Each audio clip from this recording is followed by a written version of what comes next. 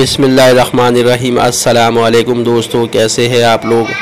अल्लाह ताला से उम्मीद है कि आप सब लोग खैरियत से होंगे और अपने परिंदों का अच्छा सा ख्याल भी रख रहे होंगे।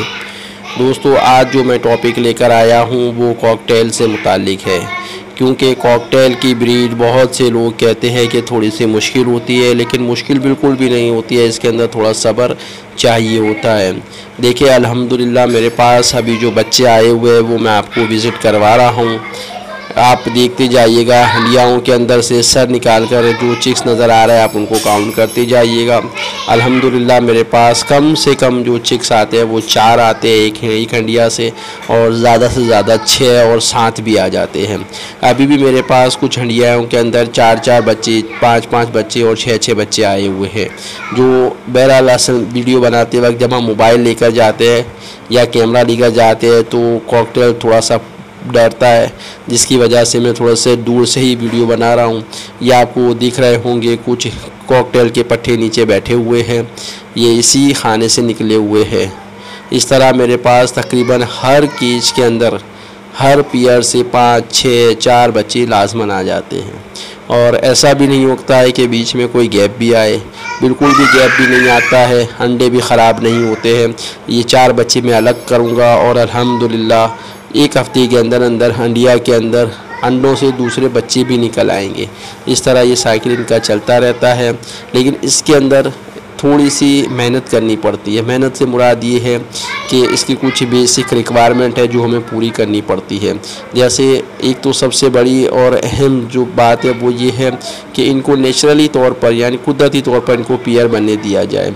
ये पेयर बनाना किस तरीके से आपको कि आपने एक खाने के अंदर 4 या 5 मेल या फीमेल और इतने ही मेल या फीमेल छोड़ देने हैं। अच्छा, ये जब अपनी ब्रीड के एज पे पहुंचती है यानी 10 महीने का जब कॉकटेल हो जाता है तो ये पेयरिंग करना स्टार्ट कर देते हैं। और यह आपने नज़र रखनी होती है, जब पेयर बन जाए और वो क्रॉसिंग कर रहा उस वक्त आपने इसको अलग कर लेना है। अगर आपने किसी पेयर को क्रॉसिंग करते हुए देख लिया है, आपने उनको आइडेंटिफाई कर लिया और उस मेल और फीमेल को आपने अलग करके किसी खाने में डाल दिया, समझे वो आपके लिए वो पेयर आपके लिए 10 साल तक चलेगा और बेहतरीन ब्रीड देगा। क्योंकि वो पेयर जो कुदरती नेचुरली तौर पर बनते हैं वो अपने बच्चों की केयर भी बहुत अच्छी करते हैं, उनको फीड भी बहुत अच्छा करवाते हैं और बाकायदा एक रेगुलर साइकिल चलता है।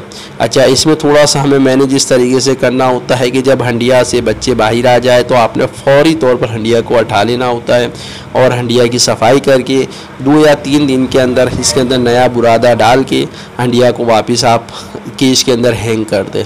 इंशाल्लाह 2 या 3 दिन के अंदर दोबारा नए अंडे आ जाएंगे। तब तक क्या होगा कि मेल या फीमेल जो अंदर चिक्स आपके पहले वाले जो चिक्स निकल कर बाहर है उनको खिलाते भी रहेंगे और फीमेल जो अंदर हंडिया के अंदर बैठना शुरू कर देगी। और फीमेल जब हंडिया के अंदर बैठना शुरू कर दे आपने चिक्स अलग नहीं करने हैं, क्योंकि मेल इनको खिलाता रहता है।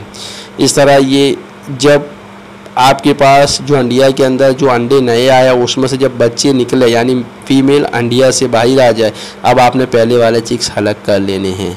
तो ये इसी तरह एक साइकिल चलता रहता है और हर दफ़ा हमारे पास बेहतरीन चिक्स आते रहे। दोस्तों, अगर वीडियो पसंद आई हो तो इसको सब्सक्राइब कीजिएगा, लाइक कीजिएगा और अपने दोस्तों के अंदर शेयर कीजिएगा और अपना बहुत सारा ख्याल रखिएगा। ओके, अल्लाह हाफिज़।